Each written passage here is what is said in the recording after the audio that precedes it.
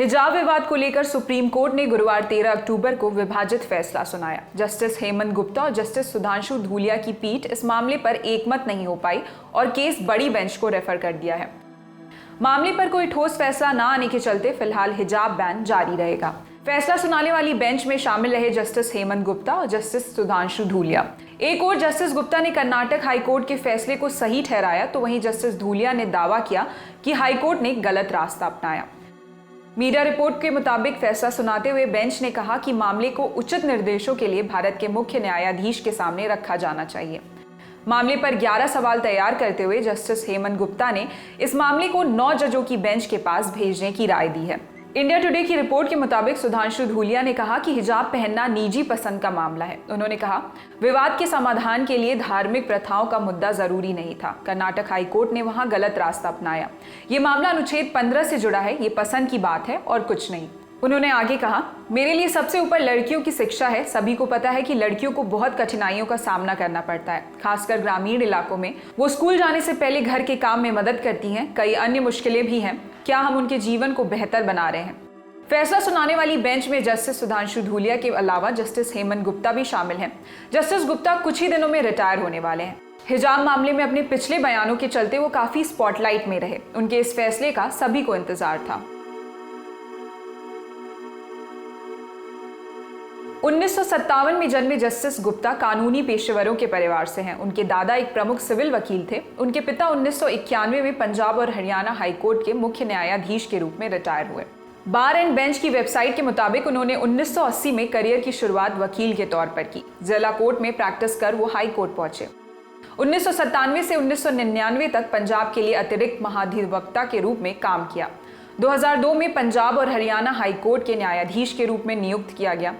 2012 में Chandigarh legal service authority के कार्यकारी अध्यक्ष बने। 2016 को पटना हाई कोर्ट ट्रांसफर हुआ। यहां कार्यवाहक मुख्य न्यायाधीश नियुक्त किए गए। 2017 में मध्य प्रदेश हाई कोर्ट के मुख्य न्यायाधीश बने। जस्टिस हेमंत गुप्ता ने नवंबर 2018 को सुप्रीम कोर्ट के जस्टिस के रूप में शपथ ली थी और वो 16 अक्टूबर को रिटायर होंगे।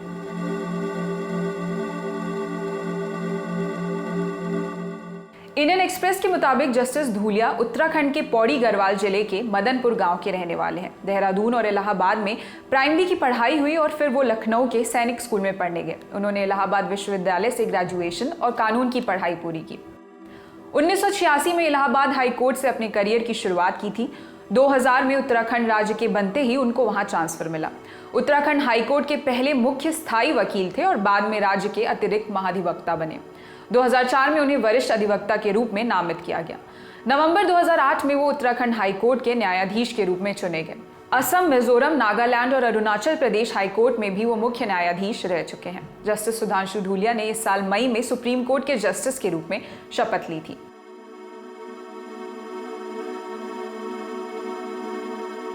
15 मार्च को कर्नाटक हाईकोर्ट ने क्लासरूम में हिजाब पहनने की मांग को खारिज कर दिया था। फिर मुस्लिम पक्ष ने हाईकोर्ट के फैसले को सुप्रीम कोर्ट में चुनौती दी। वहां जस्टिस हेमंत गुप्ता और जस्टिस सुधांशु धूलिया की पीठ ने लगातार 10 दिनों तक मामले की सुनवाई की और फिर 22 सितंबर को याचिकाओं पर अपना फैसला सुरक्षित रख लिया। शीर्ष अदालत में दलीलों के दौरान याचिकाकर्ताओं की ओर से पेश कई वकीलों ने जोर देकर कहा था कि मुस्लिम लड़कियों को हिजाब पहनने से रोका गया तो उनकी शिक्षा खतरे में पड़ जाएगी, क्योंकि वो कक्षाओं में जाना बंद कर सकती हैं। उस वक्त कुछ अधिवक्ताओं ने यह भी तर्क दिया था कि मामले को 5 न्यायाधीशों की संविधान पीठ के पास भेजा जाए। स्कूलों और कॉलेजों में हिजाब पर बैन लगाने के सरकार के फैसले को लेकर कर्नाटक में खूब विवाद देखने को मिला था। राज्य सरकार के फैसले के खिलाफ कर्नाटक हाईकोर्ट में याचिकाएं लगाई गई थी। 15 मार्च को कर्नाटक हाईकोर्ट ने क्लासरूम में हिजाब पहनने की मांग को खारिज करते हुए कहा था कि हिजाब इस्लामी आस्था या धार्मिक अभ्यास का हिस्सा नहीं है। फिलहाल इस खबर में इतना ही। आपके लिए खबर लिखी थी हमारी साथी ज्योति ने। देखते रहिए और नारी। शुक्रिया।